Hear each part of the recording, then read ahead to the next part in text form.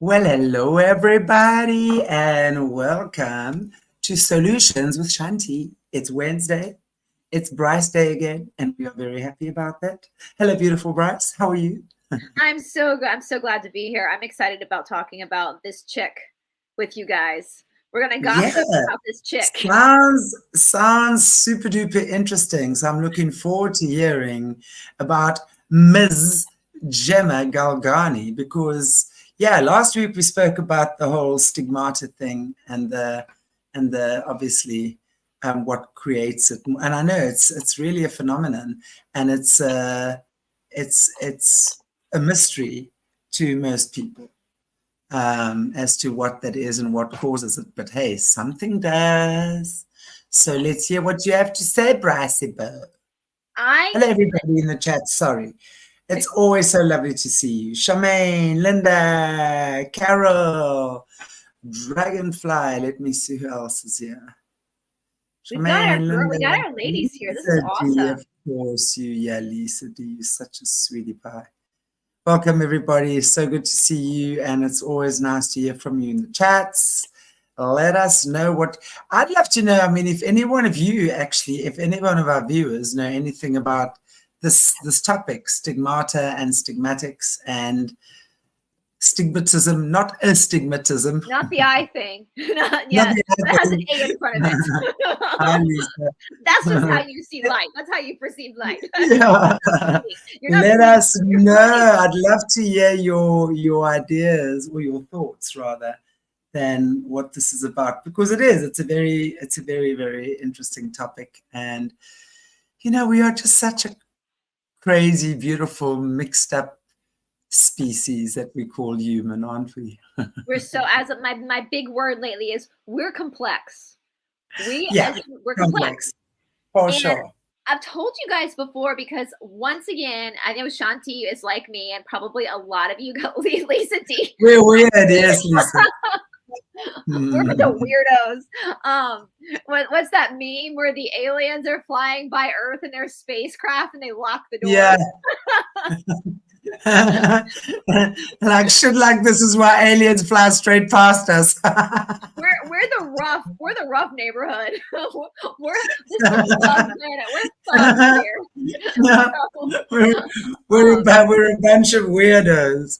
And it's so funny because I mean that whole weird thing, I got to be one of the comments. I mean, I think from now on I'm gonna have a comments of the week section, because last week, Jesse, I mean, I actually put it up. I had such a laugh when I read it. I just had to put it up because mostly, I mean, the comments, the ones I delete are so rude and so derogatory. But I actually think I should start putting them up as well. And this one, this one, and it's a name you don't know. I don't know, numbers. Why are you ladies so weird? We like it that way. Leave us alone. Just be like, go back to watching your football. It's fine. Go back to watching CNN. It's fine. Why are you ladies so weird? You don't have to join our cult if you don't want to. We're not going to force you. Exactly.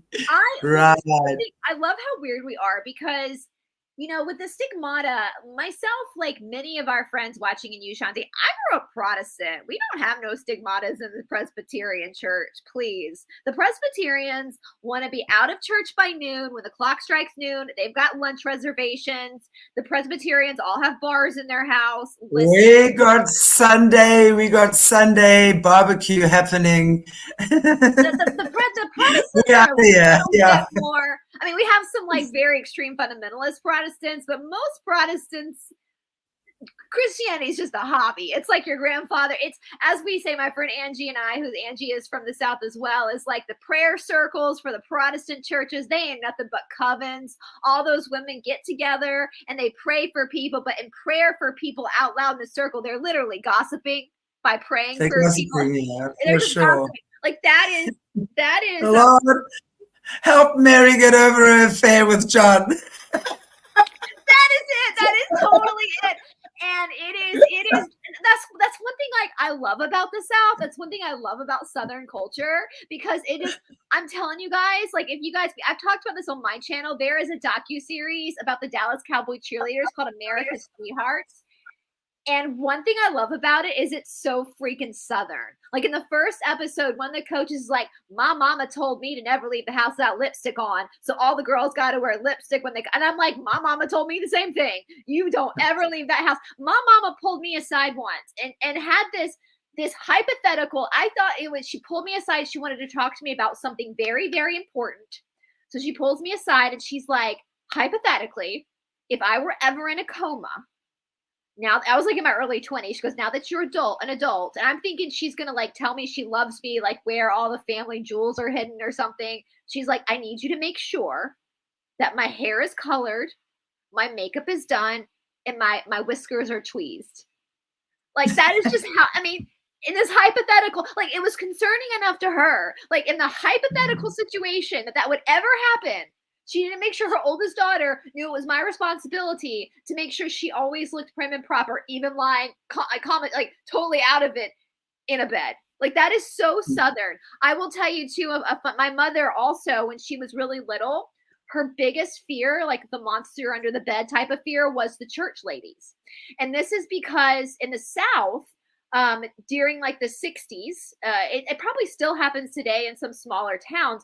My mother is from Charleston, South Carolina, but my mother's father, my grandfather, was a surgeon. All the Brice is my mother's maiden name. They're all doctors. And my grandfather got headhunted to come to Georgia, to Atlanta. So my grandmother and my grandmother was like 26 at the time. She had like, my Southern life, there you go. She had like these 4 kids, my grandmother by herself, my grandfather, they'd moved to a new city, to Atlanta. They didn't know anyone. You know, all their family and friends are in Charleston, South Carolina. And so my grandfather's at the hospital all day doing surgery. So my grandmother's fit to be tied. She's stuck at home with 4 children, right? 4 little girls. Now, what would happen back in those days is that when a new person would move to town, especially a prominent family like a doctor and his wife, the church ladies, like all the different churches around town, would have these official church ladies that would come bringing casseroles to the house to welcome them, to try to get them to come to their church, right? So this one day, my mom says, all she remembers, she was playing, my mother was a really little girl this time, she hears my grandmother, her mother, who was holding my Aunt Kathy, her youngest baby, who's just a baby at the time, holding her, and all of a sudden my grandmother yells, girls, get under the bed. The church ladies are coming. So my mom, her mother, and all 3 of her sisters, 1 baby, were hiding under the bed from the church ladies, because my grandmother just could not deal with it, could not deal with any more church ladies coming into her house. And so for a long time, my mother thought the church ladies were like some group of monsters. Like she was probably like 4 or 5 at the time. She was really little. So for a long time, my mother had this like fear of the church ladies, that they were this like group of they kind of are a group of monsters sometimes, but I just love that. My grandmother was, I understand that. I think we can relate. Like, I don't want any more nosy ass prayer circle ladies coming into my house to try. Well, I've got this baby and these little girls running around, and my husband's off doing surgeries all day, and I'm by myself because we just moved here and I know no one, you know. So I think, yeah, Christy, everyone brings casseroles in the South. Charmaine, all 3 of my girls had promised me that they will come at calling hours with a yes. So it's definitely very Southern. So with that being said, and I will say too, there's a lot of tension in the South between, not really now, but like old school South, there's a lot of tension between Protestants and Catholics in the South. Like, and most Southern families are very Protestant. You'll rarely see a Catholic church anywhere except for New Orleans. That's different. But like Georgia, Alabama, Mississippi, Tennessee, North Carolina, South Carolina, Northern Florida, that area is very, very Protestant. And it's a lot of tension. Like even, you know, my sister married a Catholic. And I remember my mother saying at her wedding, like, thank God my dad's not alive, because he'd be rolling over in his grave if he knew his granddaughter was marrying a Catholic. Like it was very concerning, is there's a lot of rifts, but you have to remember too, a lot of that comes from with the Southern culture, that a lot of our ancestors in the South came here from Europe to escape the war of religions, where Protestants were being burned at the stake for heresy, and they came to the New World for that during that time. So that kind of tension runs deep in the South. So when it comes to me looking at stigmatics, this is a whole, I mean, I've always known about it, right? We've always known about it, but it was never, we don't have saints in the Catholic Church or in the Protestant churches. We don't have stigmatics. We don't have cardinals and bishops unless you're like an Episcopalian. We just got the preacher and his wife, right? It's like the chorus director, and that's it. There's not a lot of like bells and whistles when it comes to the Protestant faiths. And so this has been so fascinating to me. And there's probably, I will say, and if there's anybody Catholic watching, I would love your input, because there's probably is a lot that I am actually missing, because I'm not aware of the inner workings of the Catholic Church, right? Like it's not something that I'm super knowledgeable about, because I didn't grow up Catholic. Although I am like my nephew's godmother, so I am recognized as his godmother by the Catholic Church, but listen, as his godmother, I'm gonna teach him yoga. So I don't know if the Catholics or the Protestants would like that. So this stigmatic situation, I've said before, like a lot of times I'll go look at the Casio, Lisa D, yeah, my brother married a Protestant. My mother freaked out. Yeah, there's a lot of tensions. Yeah, Christy, yeah, my ex was Catholic. Absolutely. There's a lot of tension there. It's just, it is what it is. It's a part of the fabric of our history, especially in the United States, because of all the people that ran over because of the Protestant Reformation and the wars of religion. So I think that stays very prevalent in our DNA. And so, I just, if you are Catholic, I would absolutely let me know if I'm missing something, or if there's something you pick up on that I or Shanti have missed because we're not Catholic and we just didn't notice it. So with these saints, first of all, I want to tell you guys, like, I don't believe in saints personally. I don't think that's good to like label one human being as being better or more virtuous than another. I just don't. I have a real problem with that. And I know the Cassiopeans and the Law of One have spoken about this, that any type of system where there is a pecking order is of the darkness, right? Like on the positive side, it's a social memory. We're all equal. We're all complex creatures, and that's not to say, like, I've loved studying Padre Pio and I love studying St. Francis. Like, I really like these guys, and these guys had the best of intentions at heart. Now, GEMMA GALGANI is a different story. And I might get a lot of pushback because she is a woman. We are going to talk about more women. And I was talking to you offline about this, Shanti. GEMMA GALGANI's story really bothers me. There's a lot of abuse here. And maybe because I'm not Catholic, maybe because I haven't been a churchgoer in over 20 years, maybe it's easier to see the manipulation and abuse than maybe if I was still in it. GEMMA GALGANI, I'm going to actually, and I was telling you offline, Shanti, that I believe, and I'm not a therapist, and I've learned, though, actually, because I'm not a therapist, legally, it's easier for me to speculate. Like, if I was a licensed therapist, I probably couldn't be speculating, but because we're not therapists, we can speculate more. And I just want to get that out in the open, that I am not, this is just my own observation. Now, GEMMA GALGANI died a long time ago, even though she's a more modern person. So we're not talking about someone who's actually living currently at the moment.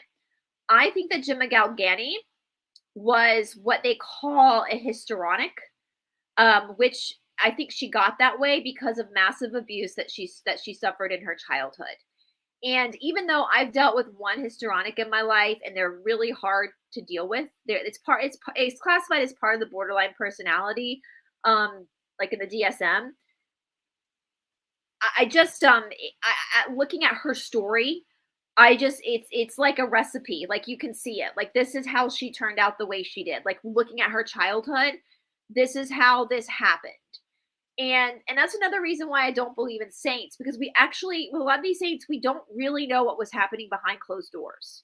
And so to try to emulate something that, bless her heart, like, rest in peace, GEMMA, because you know, if she was being abused, which I suspect she was. I mean, I know she was emotionally, we'll see from her story, but even behind closed doors, more abuse.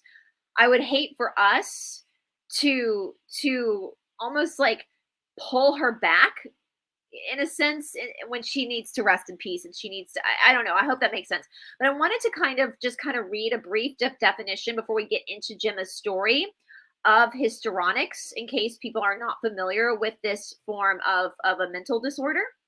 So a histrionic is defined, a histrionic personality disorder. It is defined as a mental condition that affects the way a person thinks, perceives, and relates to others. Genes do play a role in the development of the personality disorder. Abuse or instability during childhood also may increase risk. A person with histrionic personality disorder seeks attention, talks dramatically with strong opinions, is easily influenced, has rapidly changing emotion, and thinks relationships are closer than they are. Treatment typically includes talk therapy. Sometimes histrionics, we're not going to see this openly with Gemma's story, but sometimes histrionics will be like overly sexualized. Like they'll flirt with everybody because they're looking for that validation, or they'll do, like in our modern times, they'll do things like they'll do crazy haircuts all the time. Not saying that everyone who has a crazy haircut or different colors in their hair is a histrionic. No, that's just, you know, a histrionic is they're loud people usually. Usually they'll, like the person that I knew who was a histrionic, she would go get tattoos without really thinking them through. And she got one tattoo of the opening chant in Ashtanga Yoga, and the tattoo artist had like messed it up and put like two of the lines, put like the first two lines in order. And when somebody pointed out to her after she got it, she was like, oh, well, you know, it was like this big tattoo on her arm, but they kind of just act erratically sometimes. Now with Gemma, we're going to see, it's going to be a little bit more controlled with Gemma, but I do think, and we'll talk more about her, yeah, Dragonfly, very eccentric in their behavior, but almost like out of control. Like there's some eccentric people who aren't histrionics, but they're almost like out of control with their eccentricity. I just want to sort of chime in here. When we look at any type of extreme personality disorder like this, right? When we're looking at whether, as you say, it's borderline, histrionic, anything like that, schizophrenia, anything like that. And I mean, if any of you, and I know quite a few watching the show, have watched my show with Jerry Marzinski as well, and understanding that schizophrenia is not a voice in your head. It's literally an entity that's taken over your body. And you see, this is what this is then, in my opinion. Anyone who has these extreme personality or mental conditions has been exposed to extreme trauma. Absolutely. Somehow or the other. And generally a histrionic, and I know because I've done a show on that before in the past. And especially because remember, if we're looking into the cabal and what these creatures of the night do, right? It's all sex magic, yep. And it's all about sexual abuse. So they would have, sexual abuse is part and parcel of their agenda. It's the normal for them. It's the norm. So for me, the fact that she was over sexualized is telling me. Well, she wasn't. That's the thing, is I don't think she really was like being overly sexual. Where I think her histrionic comes out is the stigmata, because we talked about this off air. When she was caught, she's the one stigmatic that was always caught doing it herself. Like she would take needles, and she was caught multiple times doing this. Now, could it have been, as we were saying offline, that something was happening behind closed doors that was making her act out this way? But she would act out this way by creating, and that to me was the histrionic part. That she would, because histrionics will go to an extreme to get attention. Now, I do think, again, I want to say that Gemma, and for anybody who has been diagnosed with histrionic, I believe that you can get help. Like I don't think this is like a death sentence. I think once you understand what's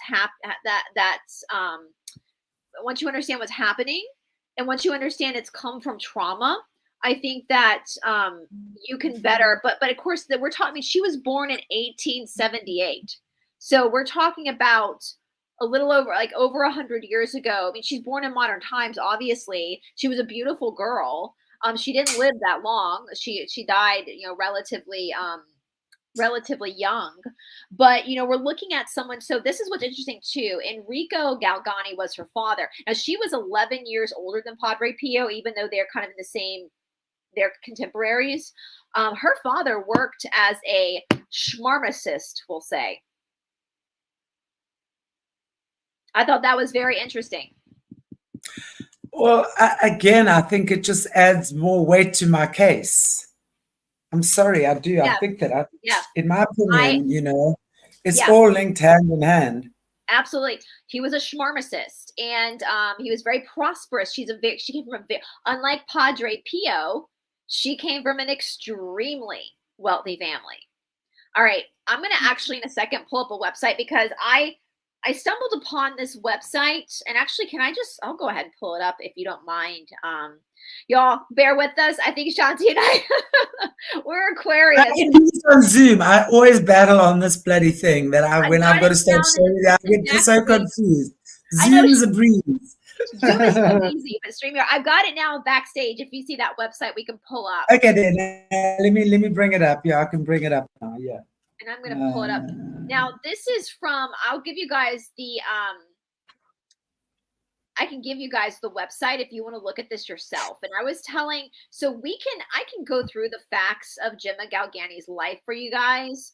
And even when I was looking over the facts of her life, there was just something very, very wrong about my stomach was like, this girl, even though just looking at like the basic facts where they weren't giving a lot of emotional stuff, I just knew something was wrong. Like, this is not the same reaction I had to like Padre Pio or St. Francis.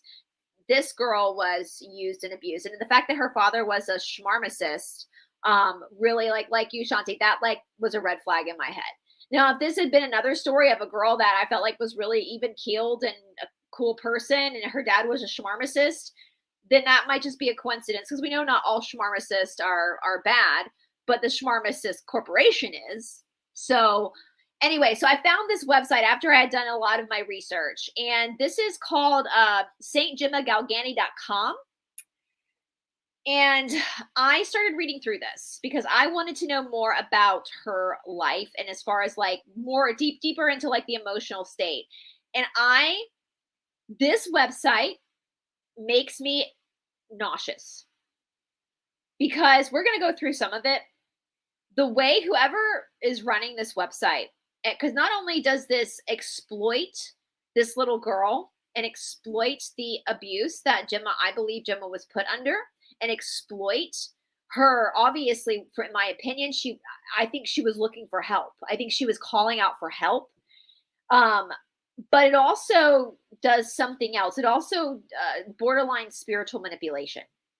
Because we're going to look at this website and it's going to talk about how suffering is a good thing. It's a good thing to be in pain. The church is telling you this. You know, Jesus suffered. And this is where I say it's manipulation, because suffering, my boyfriend says this best, like, we're not supposed to stay in our suffering. That's not the point. Suffering only exists so that you'll change, so that you'll do the work. So you'll do your shadow work. So you'll go through your own process of healing to refine your soul. It's not meant to be there forever. It's not meant to be something that you're just forcing yourself in, right? And so this is really effed up, in my opinion. Whoever wrote this biography of her and the manipulation in it, in my opinion, should be absolutely mortified and ashamed of themselves, because it's teaching people that they need to be at the mercy of the church, at the mercy of manipulation, at the mercy of their own pain, instead of using pain and trauma as a way to heal themselves, right? And we'll see that her mom passed away when she was 7 years old. I think that's where a lot of the trauma kind of starts, just from what we can see. Now, obviously, I speculate, I think Shanti speculates that there was more trauma going on behind closed doors. But the way that her mother's death happened, And the way that the church and her family members treated it with her is appalling. And now, granted, this was the 19th century, the end of the 19th century, so different time, but still, we're all still human. So let's kind of look at that. Wasn't she adorable? She was a beautiful young lady. She was a cute little kid. Yeah. And it's the biographical sketch of Saint Gemma Galgani. Saint Gemma was a lay person whose life was marked throughout by divine favors and extraordinary graces, and also great trials and suffering. So that sentence I already have a problem with. The universe, God does not give divine favors, right? That Lucifer does. God doesn't. God treats everyone fairly. You go through what you have to go through for your soul's refinement. And that's that, right? So the fact that they're already setting this up like she went through trials and suffering, so therefore, because she went through trials and suffering, God gave her divine favors. That starts off manipulation. Though she was an extraordinary mystic and stigmatic, bearing in her You're body... You're kidding me? Is that what they said? The first line of that says, Saint Gemma was a lay person whose life was marked throughout by divine favors and extraordinary graces, and also great trials and suffering. Right? So if you want divine favors by God, you better get prepared to suffer and let us abuse you and let us, the RAP. I've heard other people say grape you. It's another pretend word people are saying for the RAPE. Let us grape you. Because it's suffering for God. And if you let us grape you and abuse you, then God will give you divine favors. I'm sorry. That's not the God. You know what? I can sit here and, Brice, you and I can scrap. You and I can sit here and get frustrated about that. And I'm sure a lot of, especially women in our audience, are probably also frustrated by that. But, that to me is just an indicator of how people think and the brainwashing that has gone into making people think that you have to be poor. If you're spiritual and you really are a server of God, you are poor, you are in poverty, you are like living off the goodwill of others. That's not true. That is not what God wants for us. God wants for us a richness in our spirit. As you say, it's our journey of refining our soul. Whatever it is for me, whatever it is for you, and if, hey, you and I are refining our souls together, then, hey, let's go hang out and chill, and let's do all the refining we need. So it's each person is on their journey. So, I mean, it's, we end our suffering when we decide we've suffered enough. Yep. And that's what I'm saying. That's exactly what my boyfriend says. It has to trigger you. You have to suffer so you will course correct. So you will do it. So you will learn how to be like, enough is enough. I'm going to heal. Right? It's not something to strive for. And you know what? It's not wrong or bad to suffer. Let's understand that. Let's understand that suffering is a human condition. It's a human condition. However, do we choose to stay in suffering, or do we choose to come out of the suffering? And that's, and that's really, and this is what I say, and I know I often get wrapped over the knuckles, and this is what I'm saying. This is where the teachings of Christ comes in, because Christ taught us through his teachings how to save ourselves. Yep, 100%. So by the application of ending our suffering, in other words, the opposite of suffering is joy. So through the suffering, we will find our joy if we choose to see it that way. And I'm going to use my example in my life because that's the only one I can use here as an example. When my partner was killed in a hijacking, I promise you it was the most shocking experience, and especially I had to go and identify his body to see, and it was a head wound, to see what had gone on. And boy, did I suffer. I did. I was in pain. I was very traumatized, right? But then I understood that nothing happens for a reason or per accident. So I said to God, show me what I need to see through this experience. Show me what my experience needs to be. And within a minute, my suffering ended because I chose to then take this and focus it in a direction. And since Hannah's dying, I always say he died for me, because without that, I would not have the insight or the depth of understanding and empathy that I do today. So that is what I've used in my life, and that saved me. Yeah. That understanding saved me. Honestly, you had a choice, right? At that moment, you could have gone into depression and anger and been jaded. Right. Or you could choose, the situation doesn't change, but how you perceive the situation is what changes. And absolutely, I mean, that's, my boyfriend says that, like, we need suffering so we'll actually move, so that we'll actually do the work. If everything was comfortable and great all the time, we would never take the initiative to refine our soul. And so suffering happens so that we are triggered into actually asking the questions, trying to see the truth through the illusion, doing our own shadow work, but it's not meant to be permanent. If it's still coming up, that means there's still work to do. Now get this, if you didn't like that sentence, let's look at the last couple of sentences here. She was especially chosen by God to be a soul victim. That is, she was especially called to sacrifice and suffer for the conversion of sinners. In other words, she was Jesus, like Jesus. In other words, they're turning her into a Jesus. Yes, is that what I'm? Nobody can pay for your sins, my friends. Your sins are where you miss the mark. It's like we're little kids, we have to learn how to tie our shoes. Well, imagine if your mother or father never taught you how to tie your shoes, and you had to have someone tie your shoes your whole life. You would never be able to put shoes on and go outside and play on your own. No one else can pay for your sins, but it's not even paying for your sins. It's you actually doing the work to course correct and get the wisdom, that's the refining of the soul. And to believe in a sacrifice, a blood sacrifice. And changing. But also, Brice, and the whole thing there, and this is where the alchemy sits. And this is what I say, when you're looking at religion, what repentance is. So you're repenting for your sins, or in my opinion, sins is really forgetting who you are. You do things when you forget that you wouldn't ordinarily do 100%. when you were in your full consciousness. So in other words, you sin when you forget who you are, and we're meant to forget who we are. We are, okay. So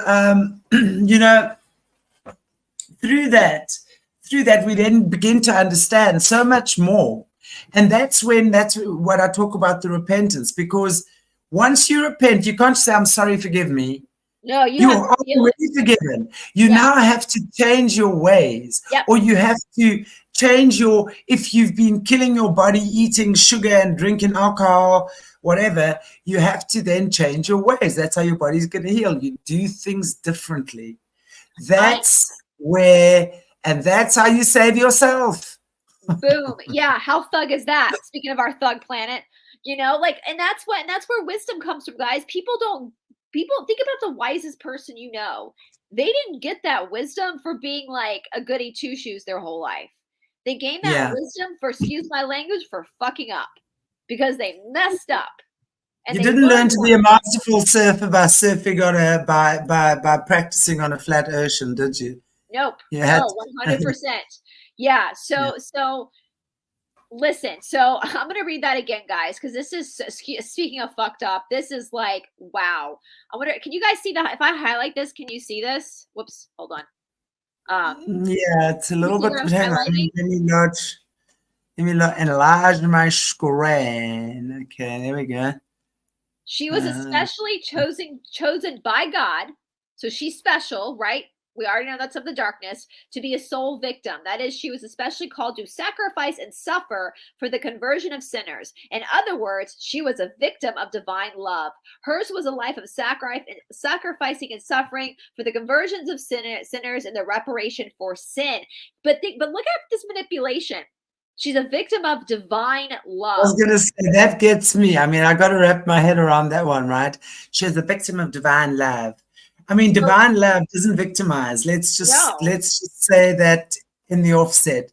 Nothing about love victimizes. I mean, if she chose to be in this life a victim of divine love, in inverted commas, that was her soul's choice, and that was the perception. That was her perception. But whoever wrote this, like, what is that? Like, this is what they're teaching kids in like Catholic schools. That's my point. That's what I'm about to say, Brice, is because now it's not just her that's lived 2,000 years ago. 100 years ago. With Jesus. Reading this and now want to become these martyrs, these victims of suffering. So they end up becoming these martyrs. It's not cool. Doesn't that sound a lot? You know, I know a lot of Christians have a huge issue. I mean, I do too, with the Islamic extremists who sacrifice themselves in, like, you know, a shmomming or something with a bead. But isn't this also teaching you the same thing? That you'll sacrifice yourself, your life isn't important. It all is in the choice of God. Like, this is total manipulation.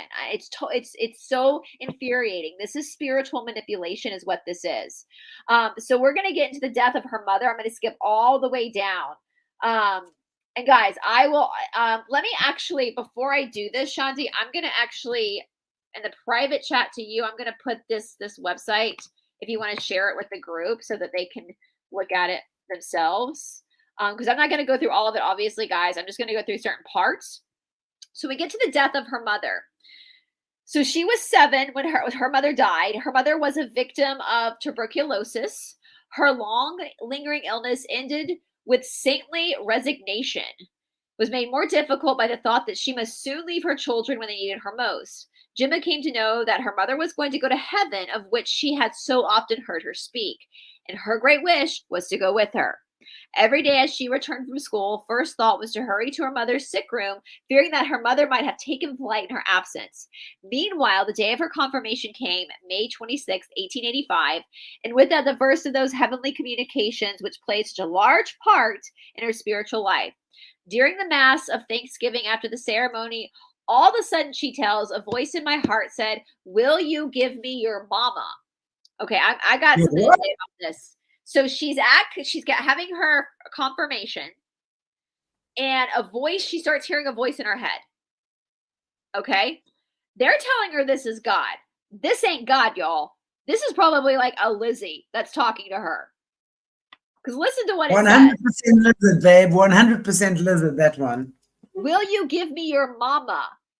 So this voice in her head as a young child is saying, will you give me your mama? She's already stressed out and vulnerable and in a place of fear because her mother is dying. She's 7. She's 7. Her mother is dying. I don't care. I'm going to get emotional. I don't care. I feel so bad for this child. Over 100 years later, my heart breaks for this child. She's 7. And she's watching her mother. Tuberculosis, they cough up blood. Like, this is a brutal way to go. And the 7-year-old is seeing her mother. We all see our parents as our protectors. Even when our parents are hurting us at that age, we still see them as an extension of us, as our protectors. And to see that mother coughing up blood and dying, and nobody, and of course, again, this, I will, to play devil's advocate, even though I think this was probably in a Luma Schmati family, I will say that this is the late 19th century. So obviously there wasn't a lot of talk therapy going on. And obviously they handled situations very different than they would today. But we know that a 7-year-old little girl watching her mother die is going to mess with her head. It's going to cause trauma. And nobody was there to help that child. Nobody thought to just give that kid a hug. Again, I know in the late 19th century, they weren't doing talk therapy. They didn't understand trauma the way that we do today. But you would think that some adult would have noticed the signs that this 7-year-old is mentally deteriorating. because I'm gonna get because her mother is dying. My aunt, my Aunt Mary Jo passed away. I think she was like 42. She had carcinoid cancer, and my cousin, my male cousin, was 13, and her daughter, my female cousin, was 8. And so my female cousin was around the same age when her mother died. And I know my mom and the other 3 sisters gathered around those children, wanted to make sure those children were okay. My mom and her sister sat on the deathbed with my Aunt Mary Jo, and my Aunt Mary Jo said, please help Bill with my children. Made sure that her sisters would step in and help. That was a huge concern about an 8-year-old little girl losing her, especially for the female. And so I think about everything that was done for my cousin, and that's obviously not going to get rid of the scars of that pain. That pain's always going to be there. But the fact that no one did anything for this child, and now she's at such a low, vulnerable point. Her mother wasn't a devout Catholic, so of course this young Gemma is going to turn to any type of sanctuary she can turn to, subconsciously or consciously, to find some peace. So she's turning to religion because she's trying to find some sense of relief from the pain she's feeling and the fear she's feeling.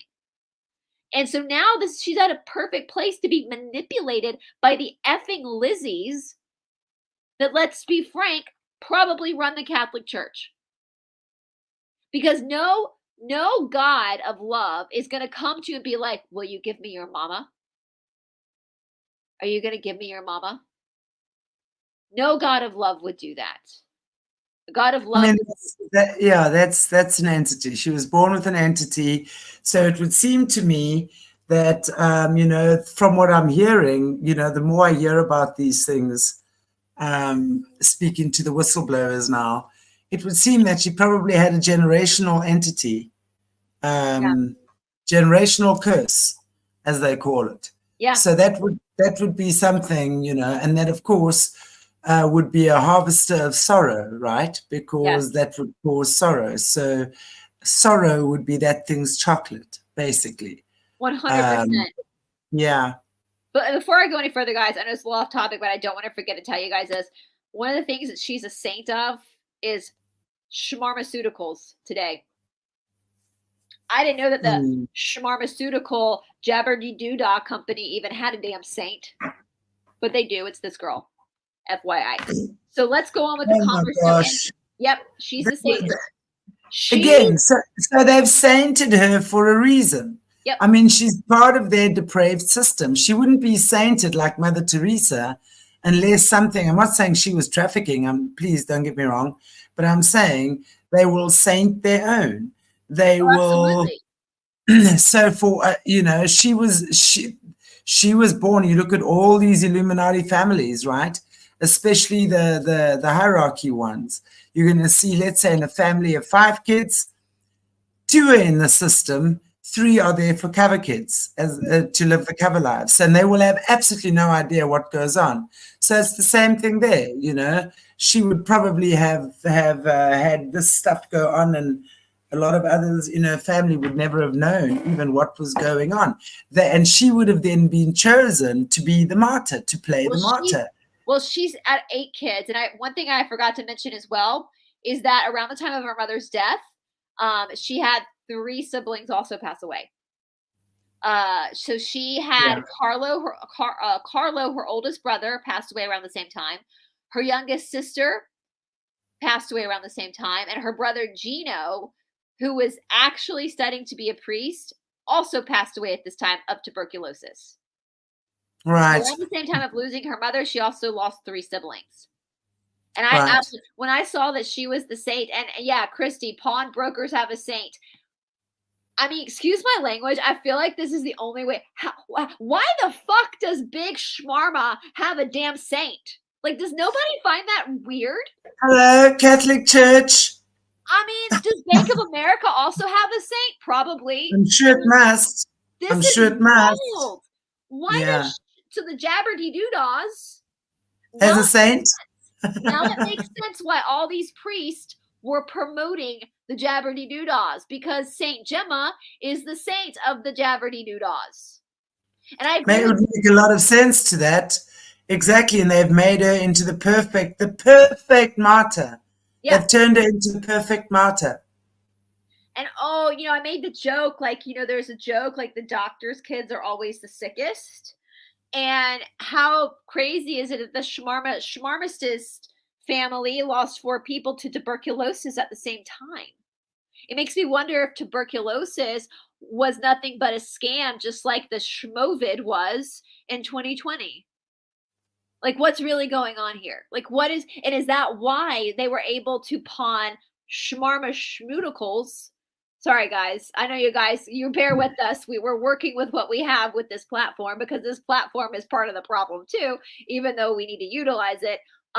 We know that, pawnbrokers is St. Nicholas, Christy, you're saying, yeah. Yeah, okay, cool. So maybe that's another deep dive I can do is looking into these big corporations and see who their damn saints are. Like, what? So you've got this family, this prosperous family in Italy, very wealthy family. The father is a very prosperous schmarmacist, and his wife dies. 3 of his kids die, but he's a schmarmacist. So people probably feel sorry for him because he's working in the field that's supposed to keep people alive. So what better? And she dies in her 20s too. Like she dies young as well. I honestly, if her death was to relieve her, thanks, Jojo Awaken. It's okay, Brice. I've totally gotten used to your lingo. Yeah, I worry sometimes about if like a newly awakened person stumbles upon our channels and it's like, what the hell are they saying? Yeah. So let's go through the rest of the conversation I think she's having with the Lizzie. So the Lizzie, portraying himself to be God, says, will you give me your mama? Yes, I answered, if you will take me as well. No, the voice replied, give me your mama without reserve, and I will take you to heaven later. I can only answer yes, and when mass was over, I ran home. It was her first great sacrifice. Y'all, WTF. This is, I'm telling you, when I was reading this website, I was like, either we've just... Yeah, her first sacrifice. She just sacrificed her mother. Yeah, it was her first great sacrifice, and it caused her bitter grief and tears. But when her mother died a few months later, it was GEMMA who consoled the others. GEMMA was only 8 years old. Why should we cry? Mama has gone to heaven. So here's my perspective too. This is a young child. So even if this Lizzie entity knew that the mother was going to pass away anyway, because back then, tuberculosis was pretty much a death sentence anyway. It just depended on how long it took you to pass away. If he manipulated her as a young child, because a young child might not know that, right? Young children at that age still believe more in magic and miracles than we as adults believe. So a young child is always, I think, has that innocent hope that things will turn around. And you have to give them permission. She just gave him permission. And you have to give manipulated her. So the mother was probably going to die anyway, but he manipulated her into thinking that was a sacrifice that she had made. So now they fought her, right? Which poses another question entirely. With these sacrifices that they make, is it always an actual sacrifice, or can you manipulate them into thinking they've made one so that they are mentally enslaved to you? Just like, I think just the way that you just put, yes. And they've made, I think, and again, it goes with a lot of what we're talking about at the moment. A lot of what they're putting out there at the moment, I think, is a whole lot of bull crap. Yep. They're scaring us. They can't do a lot of what they, like I bet they throw a whole lot of crap into the Q drops. You know, it was, and you know, like everyone's up in arms about this. Meanwhile, back at the ranch, you know, they're playing with us. They're fucking with our heads. It's that simple. So yes, they can. I do believe, and it's exactly like what you were saying now. Did he make her believe that she had sacrificed her mom? And that, to me, actually feels right. That feels right. Yeah, so she carried that guilt for the rest of her days. She carried those chains of burden. Yeah, Linda, it's giving something up. But I don't think at 8 years old or 7 years old, she totally understood that with tuberculosis back in that time, that there was no coming back from tuberculosis. Again, if you were diagnosed with tuberculosis, if you were able to live in a better area, you might be able to live a while with tuberculosis, but it was definitely going to be the thing that took you out. Some people went fast, but I don't think an 8-year-old had the capacity to understand that there was no turning that ship around. Her mother was going to die. But the Lizzie manipulated that, because if she had been 18, and that voice had come into her head, she would have known better, that there was no way that she could, that her giving her mother up was not, I put that in quotes, it wasn't her, it was God's timing for her mother's life, right? She would have had a more logical approach to her mother's passing than an 8-year-old. So now this 8-year-old feels like she is utterly responsible for her mother having tuberculosis. On top of that, she's also grieving her siblings as well. Right. This is a shit show. I mean, this is the perfect target for this. You know, this is so crazy. It just when was she born? End of the 1800s. Which, I'm not surprised. Look how depraved they were then. They were already making the homunculi, those little cabbage patch babies, the incubator babies. They were. That's where, I mean, they were. That's how advanced their technology was already then. Brice, end of 1800s, they were making homunculi, and if they were doing that, there was no ways that they were not capable of doing this kind of manipulation as well. And I will say that I do think with the homunculi and like organic portals, I do think that GEMMA was a souled like she had a soul, because we know that they target people. Yeah, she would have been. Yeah, she would have been. The fact that she had that much complex thought at 8 years old around her mother's passing tells me that she absolutely did have a soul, because organic portals don't have complex thought like that about the meaning of life and all. Charmaine, I don't think her other siblings, like one of her brothers died as a priest, but with 3, I think Shanti's right. I think she was the chosen child to be the one that was like the bullseye for this. The martyr. Yeah, the martyr. Her other siblings, I think that survived past the other 5. So there were 5 after the 3 passed away. There were 5 left, and the other 4, I think, just had normal lives. You know, so. Now I don't know about the 3 that died. Maybe they could have just died from being sick, but they could have also been used as well. Well, Colleen, what we're saying is, you know, when they say they do. That's often the case. But I'm looking at when she was 7, when Brice was saying that she was this thing came to her and asked her, "Can I have your mama?" And she said yes. So that would have been, she would have, in those eyes, basically sacrificed her mother, so to speak. Not that she did, but they probably would have. And we know the guilt that does. So, and it's true, Ulysses, the guilt that she felt. Her grieving kept her vibrational frequency low and made her as a target for low. Exactly. So her grief and her guilt is the most destructive emotion in the fear-based camp. I'll tell you that much now. She carried that shame. I think it's shame too that she carried. Yes. Guilt, shame, and humiliation always go hand in hand. You're always going to find the 3 being best friends, by the way. And she was the oldest female. She was the firstborn daughter. So, and her oldest brother did die. The oldest child did die, and then when he of tuberculosis. So again, I don't know. I don't have enough information on the 3 that died to speculate whether it actually passed away because of any like rituals. But what we have is that they died of tuberculosis, and that's all we have on the other 3 siblings. So I have no other information on them. But she was the target of this family. And Christy said she probably was more spiritually gifted. Probably she might have been an RH negative. I don't know. There's a lot that we can speculate about why she, out of all of her siblings, could have potentially been the one to carry the burden of her family's, choices. Now, to make matters worse, to add insult to injury, it just gets better. Like I said, like when I think it was probably a gay researcher around this time was actually led into the secret archives of the Vatican and went straight for the diaries. He's like, y'all ain't gonna believe this. Now in this part of the story, I'm gonna say the same thing. Y'all ain't gonna believe this. So to make matters worse, after this, shortly after her mother's death, GEMMA was sent to a school of the Sisters of Saint Zita of Lucca.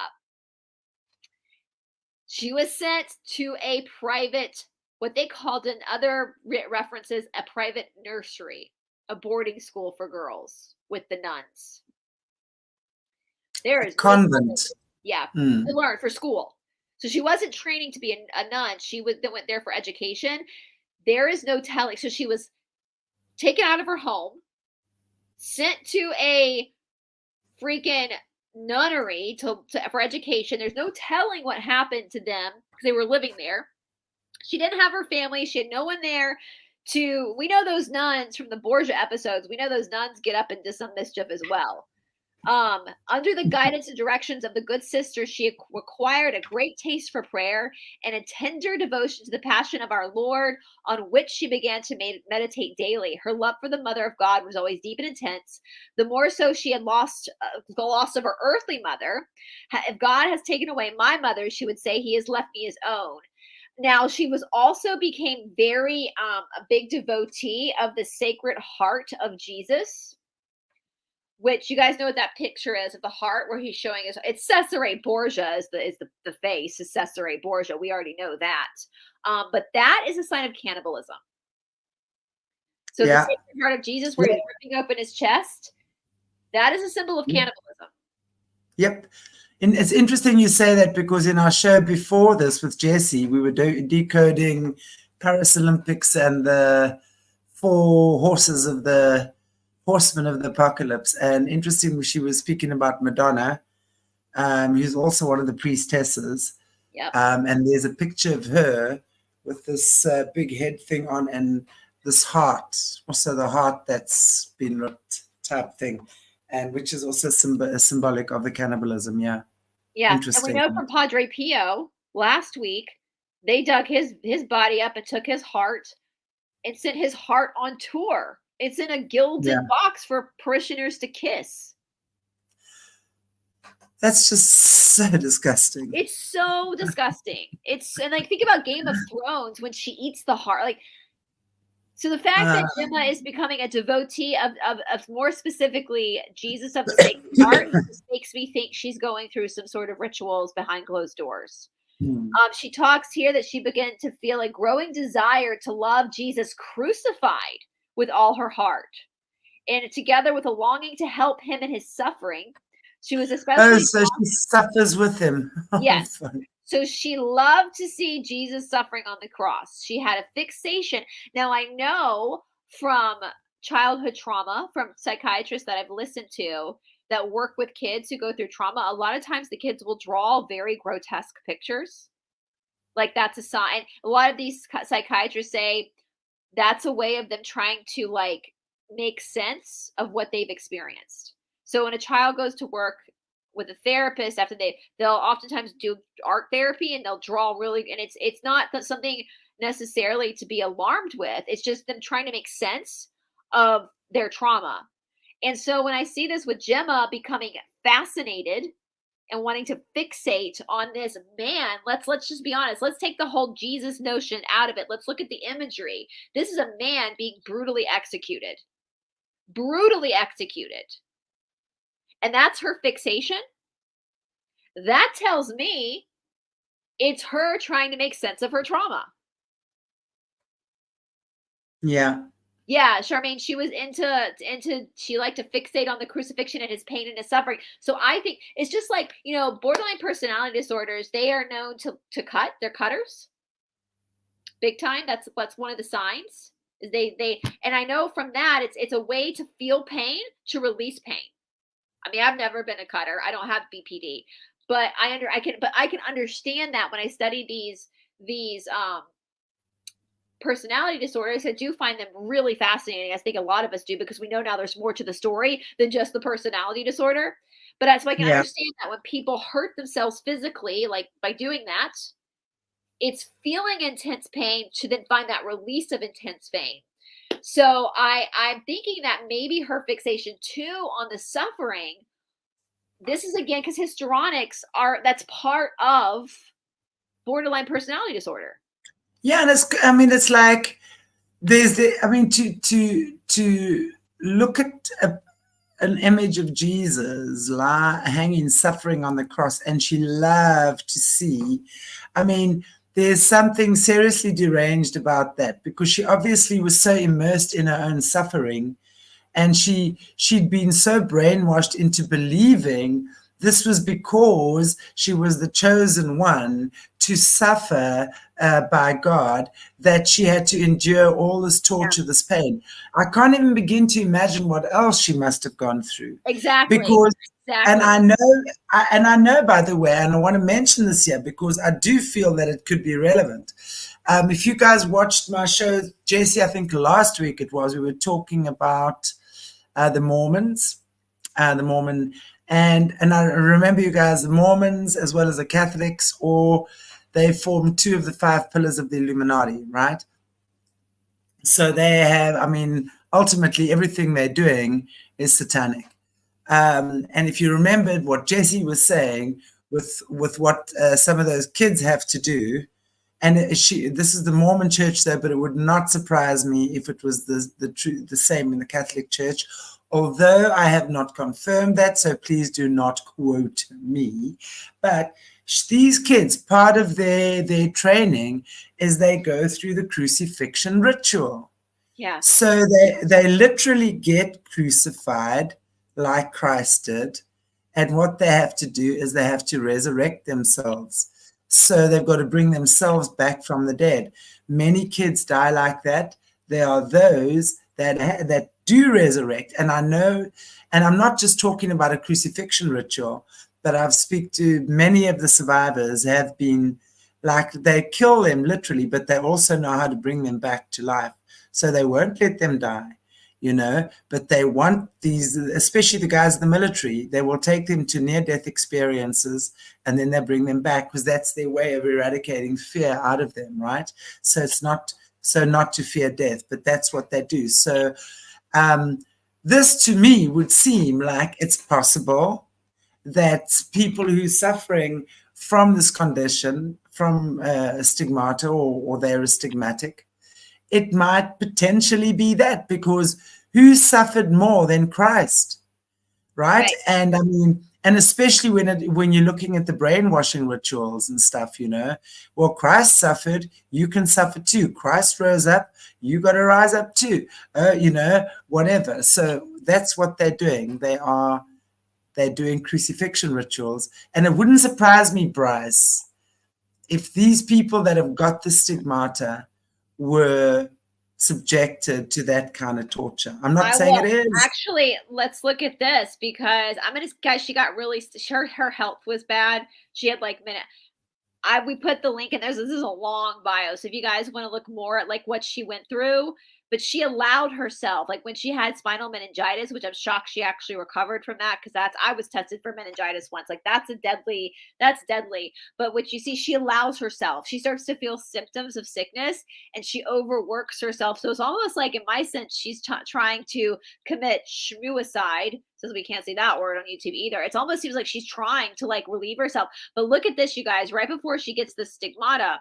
The visions filled Gemma with a new horror for sin and an intense desire to suffer with Jesus and to become a victim for the salvation of souls. The desire was to be gratified in a way she little expected. One morning after Holy Communion, she heard the voice of Jesus, aka a Lizzie, in my opinion, say to her, "Courage, Gemma. I wait for you on Calvary, where you are going soon." Right there, guys. So a voice in her head told her, Calvary, for those who did not grow up Christian, is where the whole schmurder of Jesus happened. So she's being told by the voices in her head. She's schizophrenic, that would tell me, which means there's some type of an entity that has entered her little body when she was a teeny tiny tot. Something happened, and no doubt her parents were involved somehow. She would have given her mother, that's what we're talking about, that permission. Yep. So she would have given permission through a manipulative way, but she gave it nonetheless. But yeah, it's crazy, right? It really is crazy. Now I'm gonna this manipulation has taken place. I'm going to go. There's so much, you guys. Well, there was a Dr. Pietro Fanner at that time who did believe that GEMMA suffered from neuroses and hysterical behavior. So what is that? That's like a 19th century way of saying histrionic personality disorder. So even though this was a doctor and they didn't really have the vocabulary we have, and most certainly probably would not have thought it was related to spirituality, which I think we all agree it is, even they were saying there's something wrong with her. Like, there is something wrong. This is not some spiritually divine thing that's happening. So even the doctors were like, there's something wrong with her, now.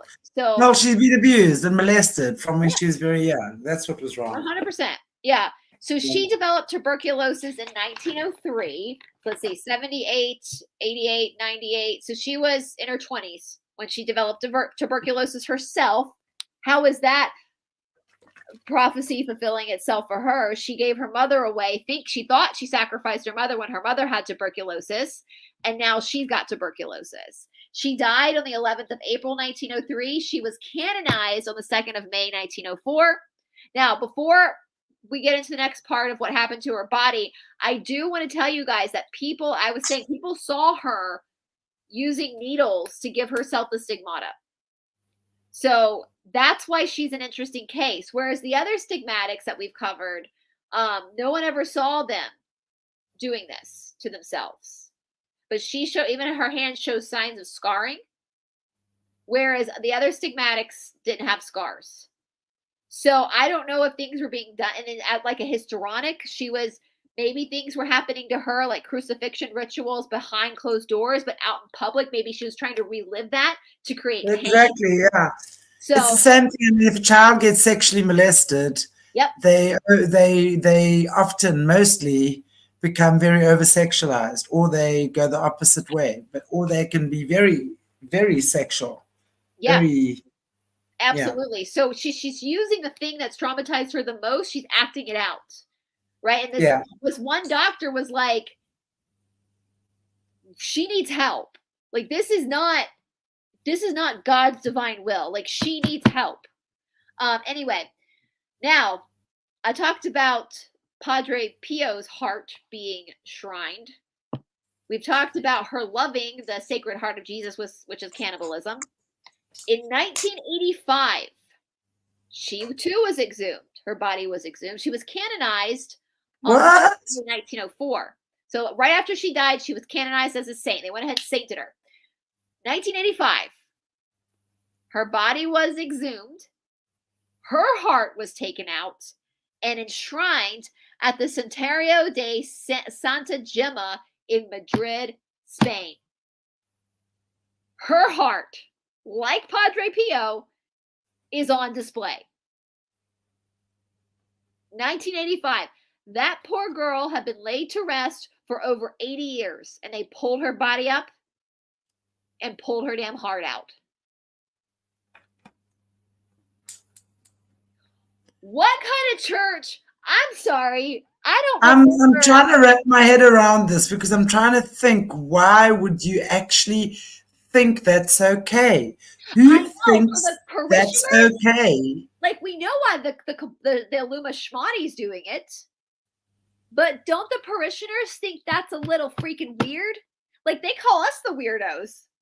We're not trying. And who would have given them permission? I could understand if you got to exhume a body because you got solving a murder or something. Yeah. But or you want to check who would have given them permission?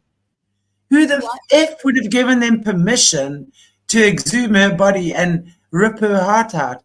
That's just disrespectful. It's disgusting. And it's evil.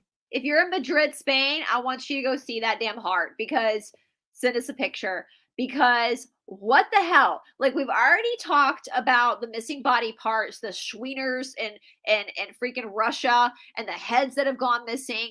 And now we've got this whole other situation of freaking hearts. Why are they... What is happening? Maybe that's a question for Jesse and Caleb. Like, with these stigmatics, why are they taking the stigmatics' hearts? If it has to do with the crucifixion ritual, and that's interesting because Colleen, wasn't it decomposed? Well, if they're teaching them how to die and resurrect, then maybe there's something different about the organ than those of us who don't know how to die and resurrect. Maybe, maybe there's something different about their hearts because of all the ritualistic abuse they went through when they were alive. I don't know. This is purely speculation. All I know is that the Catholic Church, for some really weird reason, which I think we know why that is obsessed with exhuming these bodies of these stigmatics and pulling their effing hearts out. Interesting, Colleen, what you've just said there. They say the saints don't decompose. A normal person's heart would have decomposed by then. So basically, they're taking her heart to show that she was a saint. So they've done something to her body. It's probably through ritualistic. They probably used something. Embalmed it. They would have embalmed it with something. Or use the crystal technology that Caleb talks about to keep the bodies. Yeah. There's no telling. There's no telling. Yes, Charmaine, maybe there's something in the hearts because of all the abuse that there's no telling. Her father was a schmarmacist. So we talk about embalming. She comes from a schmarmacist family. Who better to know how to embalm somebody than a schmarmacist, someone that works with chemicals all day? Exactly. And inject something into the heart that makes it stay, a bit like a McDonald's burger. I heard those things don't get rotten. Is that true? I can honestly say I've never in my life eaten a McDonald's burger, ever. I can't remember the last time. I've been a vegetarian for so long. I can't remember. I have had the French fries, though. Oh, the French fries with sugar? Yeah. That's just disgusting. My son insisted. They're the same as whatever is in that McDonald's burger is in these hearts too, guys. So maybe it's true, guys.